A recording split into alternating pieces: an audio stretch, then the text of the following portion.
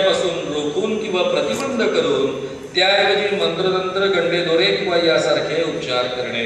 याचा नेमका अर्थ समजून घ्या। सरकारला कुठेही मंत्राच्या विरुद्ध वागण्याची इच्छा नाही, खरं म्हणजे तो सरकारचा अधिकार नाही।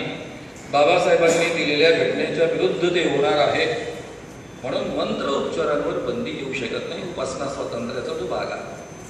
करेक्ट असो, अनसायंटिफिक असो, सायंटिफिक असो, इट्स अ डिफरंट वे। पण कुत्रा चावला, साप चावला, जर साप विषारी असेल आणि मंत्र टाकत राहिलं तर माणसं मरतात। होळनांथा नावाचं एक गाव जळगाव जवळचं, माझ्या पुस्तकात मी उदाहरण देतोय, मुद्दाम डॉक्टरांच्या दर्शक म्हणून देतो। 10 किलोमीटरवर चोपडा नावाचं गाव आहे, त्या ठिकाणी अँटीवेनमचं इंजेक्शन उपलब्ध आहे। ज्या पिढीमध्ये काका डॉक्टर आहे, वडील डॉक्टर आहे, मुलगा MBBS करतो आहे, त्याला साप चावला, गुरुजी आले, गुरुजींनी सांगितलं की गावाची वेस ओलांडायची नाही, सगळ्या गाड्या रेडी आहे, सगळ्यांकडे गाड्या आहे, श्रीमंत गाव आहे, तसं मामूल एकदम अनाडी गाव नाही, घेऊन जायला तयार आहे।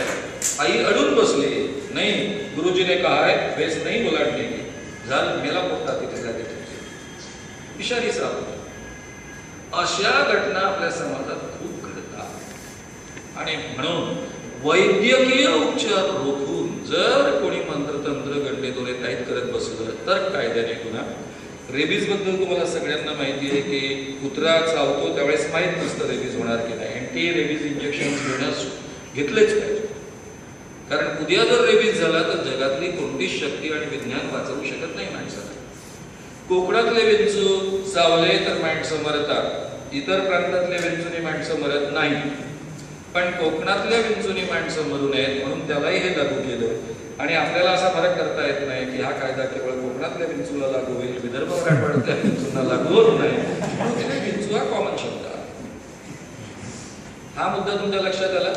कुत्रा साप विंचू चावला, वैद्यकीय उपचार सुरू आहे, अँटीवेनमचं इंजेक्शन साप चावल्यावर दिलेलं आहे, मग किती मंत्र टाका, तंत्र टाका, काय करायचं गंडे दोरे बांधा, कायद्याने गुन्हा नाही। इंजेक्शन दिलं कुत्रा चावल्यानंतर अँटी रेबीज, मग काय करायचं ते करा, कायद्याने गुन्हा नाही। रोखलं आणि केलं तर मात्र कायद्याने गुन्हा।